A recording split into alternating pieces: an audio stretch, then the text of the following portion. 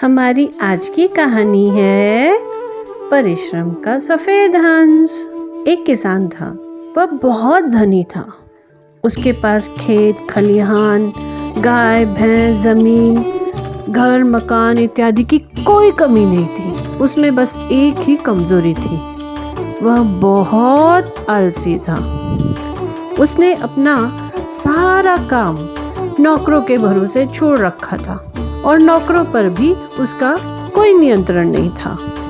उसके आलस और कुप्रबंधन यानी मिसमैनेजमेंट से उसके घर की और खेतों इत्यादि की सारी व्यवस्था बिगड़ चुकी थी। उसे हर जगह हानि ही हानि होने लगी। धीरे धीरे वह दरिद्र होने लगा। एक दिन पास के गांव से उसका बचपन का मित्र चतुर्बनिया आया। चतुर्बनिया ने जब उसकी यह स्थिति देखी तो उसे बहुत दुख हुआ और वह तुरंत समझ गया कि क्योंकि मेरा मित्र आलसी है, वह अपने स्वभाव के कारण ही यह हानि उठा रहा है। वह अच्छी तरह जानता था कि उसका किसान मित्र अपनी आदत बदलेगा नहीं। उसे समझाने के लिए उसने एक बहाना बनाया। वह अपने मित्र से बोला, तुम्हारी यह विपत्ति देखकर मुझे बड़ा दुख हो रहा है, लेकिन मेरे पास तुम्हारी दरिद्रता दूर करने का एक बहुत अच्छा और सरल उपाय है। अगर तुम चाहो तो मैं तुम्हें बतला सकता हूँ। किसान मित्र ने कहा, हाँ मित्र, कृपा करके मुझे वो बताओ, मैं उसे अवश्य करूँगा। चतुर्बनिया बोला, तो सुनो ध्यान से। सब पक्षियों के जागने से पहले मानसरोवर से एक सफेद हंस पृथ्वी पर आता है। जो कोई भी उस हंस के दर्शन कर लेता है, उसे किसी चीज की कोई कमी नहीं रहती है। यह ध्यान रखना कि वह हंस तड़के सवेरे ही आता है, दोपहर होने से पहले लौट जाता है। वह हंस कब किस जगह मिलेगा वह तुम्हें ही ढूंढना पड़ेगा। ये कहकर बनिया वापस अपने गांव चला गया। किसान ने सोचा कि अरे वाह, अगर वो हंस मुझे मिल जाए तो कितना अच्छा हो, मेरी तो सारी समस्या का समाधान ही हो जाएगा। दूसरे दिन तड़के सवेरे हंस की खोज के लिए निकल पड़ा। सबसे पहले उसे ख्याल आया कि चलो मैं अपने खलिहान में ही ढूंढ लेता हूँ, जहाँ पर अनाज को काटने के बाद रखते हैं।